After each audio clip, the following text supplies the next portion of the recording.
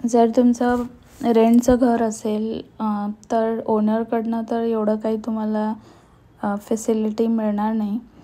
तर तुम्हालाच बाल्कनीमध्ये मॉडिफिकेशन्स थोडंफार करावं लागेल. कारण इथे असं झालेलं आहे की सोसायटीच्या बऱ्याच लोकांनी एक्सटेन्शन्स बनवलेत ड्राय बाल्कनीमध्ये. पण त्यामुळे सोसायटी खूप घाण झाली आहे. याचं कारण म्हणजे एक्सटेन्शन्सवर कबुतरं घरं बनवतात आणि तिथे पिलं जन्माला देतात आणि खूप घाण करतात आणि अंडे वगैरे देतात. पण हवेने काय होतं की ते अंडे टिनावरनं एका फ्लॅटवरून दुसऱ्या फ्लॅटमध्ये पडतात आणि त्यांचे पिसं आणि कबुतरं जिथे एक्सटेन्शन असतं तिथं तर असतातच, पण त्याच्या आजूबाजूला जे पाईप्स असतात त्याच्यावर ते बसतात आणि तिथे खूप घाण करून ठेवतात. तर ते पाईप्स जिथे कबुतरं घाण करतात, हवेमुळे ते जे ड्रॉपिंग्स असतं कबुतरांचं ते बाल्कनीच्या आतमध्ये फेकलं जातं. तर इथे मी आधी व्हाईट कलरची जाळी लावली होती आणि कबुतरांचं जे ड्रॉपिंग पाईपवर असायचं ते हवेमुळे इतकं आतमध्ये यायचं की ही जी वॉशिंग मशीन आहे ही पूर्ण भरून जायची त्या घाणीने आणि भिंतीवर पण ते घाण उडायचं.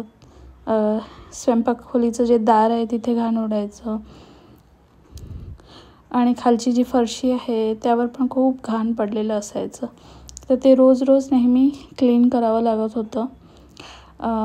तर मी आता ही ग्रीन कलरची मॅश लावून पूर्ण बाल्कनी सील करून टाकलेली आहे.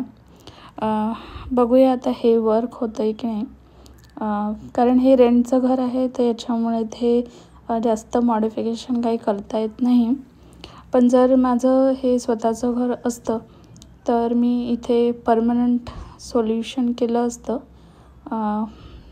पूर्ण ग्लासेस मी लावले असते इथे आणि मोस्टली सोसायटीमध्ये एक्सटेन्शन्स अलाउ नाही करायला पाहिजे.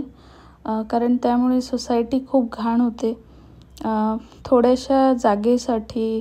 आणि त्या एक्सटेन्शन्सवर लोक ठेवतात तरी काय खराब सामान, जसं बकेट्स आणि टॉयलेटरीजचे प्रॉडक्ट्स. तर त्यापेक्षा इंटरनल सेक्शन्स जर लोकांनी बनवलेत असे भिंतीवर, जिथे ते छोटे छोटे कबर्ड्स जर त्यांनी बनवले तर तिथे बरंच त्यांचे जे प्रॉडक्ट्स आहेत ते स्टोअर करून ठेवू शकतात. पण आजकाल सगळीकडे एक्सटेन्शन्स लोकांना वाटतं की थोडी एक्स्ट्रा स्पेस आम्हाला मिळते, पण त्यामुळे काय आहे की खूप घाण सोसायटीमध्ये पसरते आणि त्या एक्सटेन्शनवर इतकं घाण असतं की ज्यांनी ते एक्सटेन्शन्स बनवले त्यांना कल्पना पण नसते की किती घाण साठलेलं आहे त्यांच्या एक्सटेन्शन्सवर. तर जेवढे लोक एज्युकेटेड आहेत तेवढेच लोक विचार नाही करत की आपलं पर्यावरण किती व्यवस्थित आणि स्वच्छ ठेवायला पाहिजे.